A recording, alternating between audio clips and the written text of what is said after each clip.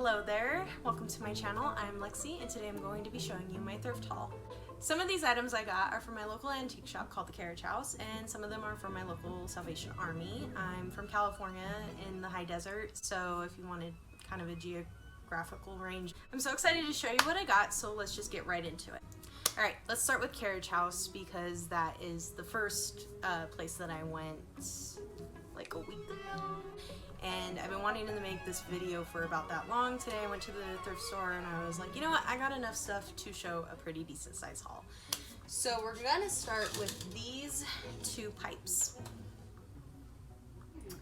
And I'm not a smoker, but I have always loved corncob pipes and like these little Sherlock Holmes pipes. I think they're both called corncob pipes. I am barely getting into them, so correct me down in the comments if I am misnaming them, but I love them. I think I am going to start a collection. I even want to kind of learn how to make a corncob pipe because they are supposedly like super cheap and super easy, so I love the historical context of that too. If you want me to make a video of me attempting to make a corncob pipe, please let me know down in the comments because it's something that I'm very curious about. Like I said, I don't smoke, but aesthetic. Let's move on to jewelry. I found a few pieces, I think just 3 pieces. Start with this pin. It is, oh, I can't really see it. There we go. It's this kind of dainty, lightly detailed. It's like, I love it. And you can't, it's not really showing up on the camera right. It kind of, I don't know if you can see, there we go. It's like more of a purpley blue. It looks midnight blue on the lens, but it's got a little bit of purple. So it's like a, what's the color? Royal blue, maybe? And I kid you not, these did not come together, but I just had to have this locket as well. Oh, this is showing up a lot more purple. So it is almost exactly this purple color. Like stop swinging. There we go. Sorry, this has a mind of its own. Did I already lose it? No. So they're like, they look like they came in a set, but I found these in even different parts of the store. And it's a really just beautiful, unique locket that unfortunately doesn't have any fun pictures in it, but I could probably find a picture, or I don't know, maybe not. I never really have filled up lockets that I've gotten over the years. It's so pretty though. I love it. It's got that detail. I really don't know how old it is. Looking at it now, it doesn't seem to be all that old. So maybe that's why there weren't any pictures in it, but it looks old. So maybe a few decades. I don't know. I say that a lot. I don't know, but it really doesn't matter because it's beautiful and I can do a lot with it. I can think of a million outfits that I can pair this with. And I really don't have a lot of purple things, so these two were a very great find. I love them very, very much. They just put them back in the bag. And then this got oohs and ahs from everyone. I found them. Actually, you know what? Back up. Let me tell you a story. Well, let me show you them first. So I got these pearls, and I have always wanted stacked pearls like that. I would put them on, but I think it would clash with my Jurassic Park t-shirt, so we'll just wait for the right outfit for these. But I love pearls. These pearls are absolutely gorgeous. And the funny thing is, there was actually a pair of pearls just like this that I saw, but I didn't like that they were cool tone pearls. I prefer a more ivory looking pearl. So I was like, okay, you know, these are popular, or I can just, I don't know, make my own. It's no big deal. But then literally I say it's no big deal, and my mom actually pointed these out. They're gorgeous, and no, they're not real, but I also really don't care about that because at least with pearls, the fake ones, they look fine, in my opinion. I don't know. What do I know? But yeah. These got oohs and ahs the entire time I was there, even the lady ringing me up, so I had to let her know that there were a pair of cool tone pearls exactly like this. Hopefully she was able to get them. Second to the last thing that I got at the Carriage House, it was actually in the same case as my corncob pipe, and I saw it and I just, It's beautiful. It is definitely old. It came in this box. It says remove pencil to open. Oh, I already figured that out. So yeah, you just remove the pencil. It's okay. You push the pencil out. So you just remove the pencil and it slaps open, and it's just this little writing pad. Now, to be honest, my mom, I'm gonna be on the hunt for this, for one of these for my mom. I was gonna give this to her, but she said no, I should keep this one. So I'm gonna keep this one, but I'm gonna be looking for another vintage pocketbook for her because she likes to keep little notepads in her purse so that she doesn't forget anything. And this would just be so pretty, so elegant. I like that there is almost, I like that the note, I don't know why I closed it. I like that the notepad is completely blank because I don't really, like, I write a lot, but I write on lined paper a lot. I prefer to draw on just plain blank paper. I don't know. So this is like almost my little sketch pad, but yes, I am going to be on the hunt for one of these for my mom. So pretty. So pretty. The last item that I got from the carriage house is going to be a little underwhelming, but I've actually been thinking about this book a lot. I got Little House on the Prairie by Laura Ingalls Wilder. I love books. I love to read. Actually, my tripod's right next to my bookshelf, so maybe I'll do a book tour or something if you guys are interested in seeing that. But one of the books that I really don't have are any of the Little House on the Prairies, so I found this. It was only like $1.99, and it's pretty old. It belonged to someone named Kendra, so I think that's a cute little thing. But it is definitely old. You can kind of tell paper that ages turns this like color on the edges. I don't know if you can see it. So it's definitely quite a bit older than one would assume looking at it, just because paperbacks I feel like are kind of timeless. You really can't tell where one book is from. The only thing that I'm really bummed out about is the pages are coming out and separating, and that kind of upsets me. So I am going to be repairing this before it goes permanently into my bookshelf. But I think that this was also a very great find. Love it. Super happy. I read this book when I was a kid, and I am so happy to be getting back into some of the classics that I grew up with. And in case you were wondering, we are not even close to done with the books because we're going to be moving on to that right now. We're moving on from the carriage house and going straight to everybody's favorite, I think, Salvation Army. So I went straight for the book section like I always do. It's really not an understatement. I do love books. So I went straight for the book section like I always do when I go to the thrift store. And I have been really into looking for all the classics. Like, I used to have a book, I used to have Little Women, and for some reason I don't know what happened to it, but it's gone. I used to have Great Expectations, that's also gone. And Moby Dick. Like, I have all kinds of classics that I used to have. They were kind of in a set, but I really don't know what happened to them. They disappeared years ago. But it doesn't matter. So like I said, been really into the classics, trying to build up the classics for my bookshelf. And the first one that I found was Call of the Wild by Jack London. Is this going to be backwards? I don't know. Call of the Wild by Jack London.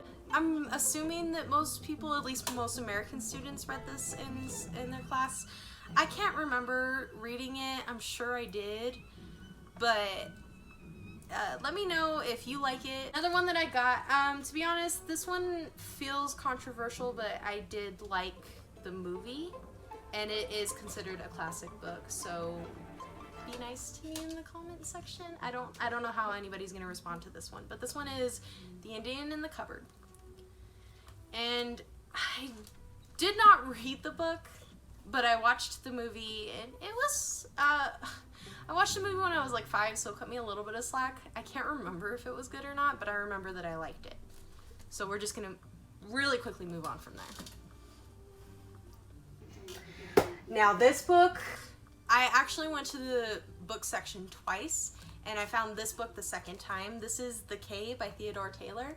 I read this book in school, in elementary school, and it was a very good book. I could read the back, but I kind of already somewhat know the premise. Basically, does it say what year it took place? It doesn't say what year it took place, but it pretty much is about this kid and this man, as you can see on the cover.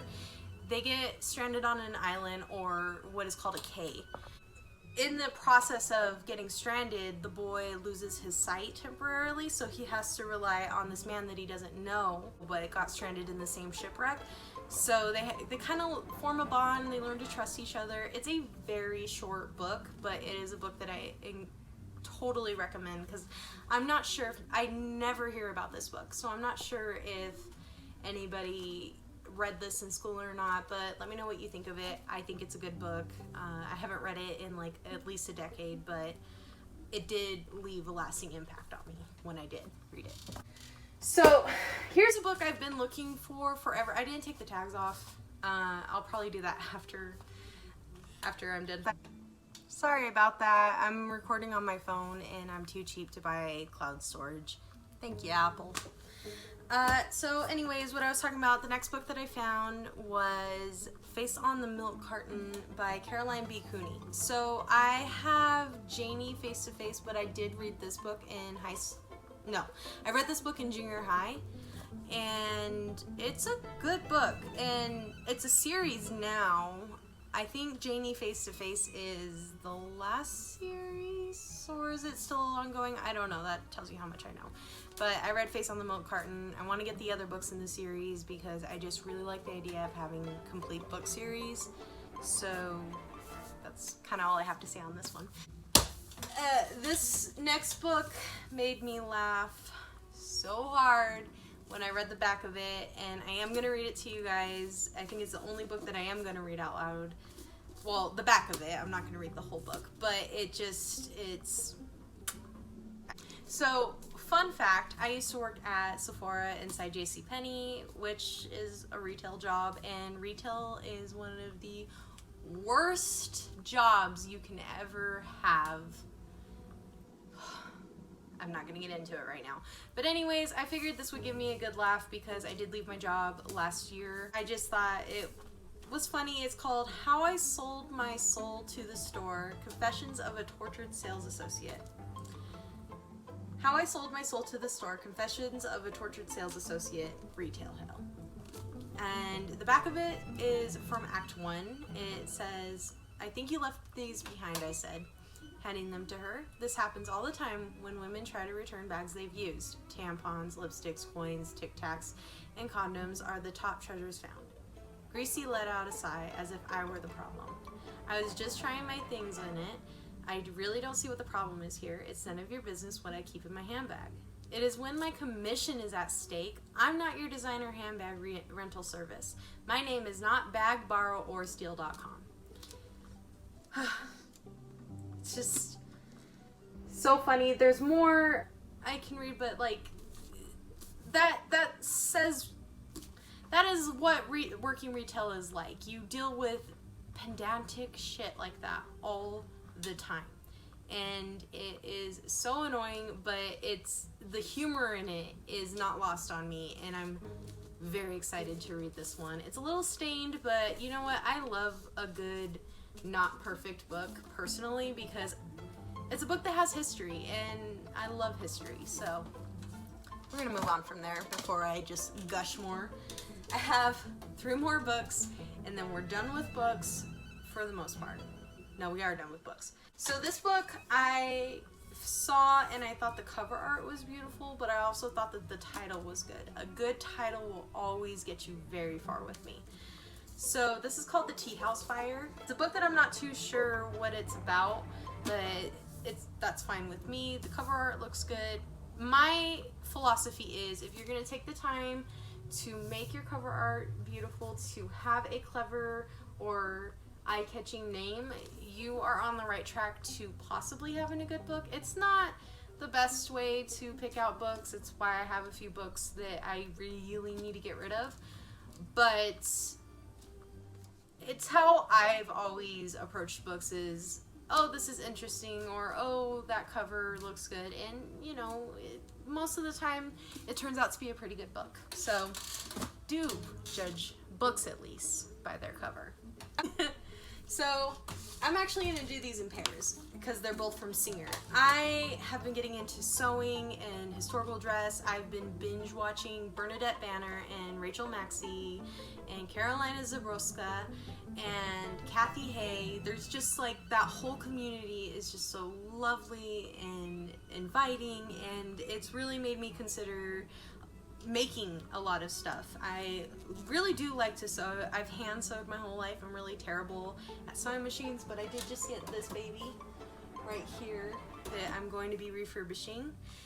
And I figured, you know what, while I'm waiting to do that, I might as well learn everything I can about the art of sewing, and I particularly want to learn how to make a corset. So that's my end goal at the moment, is to have a functioning corset that I can wear. So while I dream about that, I will be freshening up on Singer the Perfect Fit and Singer Sewing Update Volume 2, or number 2. So, and I also do have the Reader's Digest Guide to Sewing that I'm studying right now, and that's really good too.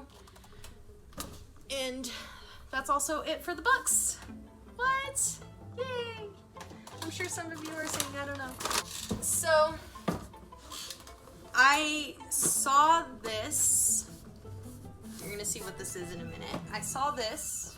It's really big. And at first I just thought it was really pretty. I have a propensity to open drawers whenever I see them, just because I'm nosy. And it was an artist drawer. And I was like, oh, that's really cool. And then I saw that this had hinges. And so I'm like, well, what happens if I lift it up? And oh boy, did my mood change from meh to, oh my god. It's pretty much an easel or some kind of stand, and I draw and color a lot, but I hate hunching over. I color a lot. Well, I do color. I draw, I paint. I like to do things that require pencils and paper. There we go. I tend to do things that require pencils and paper, but I'm always hunched over my desk, and it's really not good for my back. So I saw this, and I was like, I need this. I hope that it's not too expensive, and because it didn't come with the tag.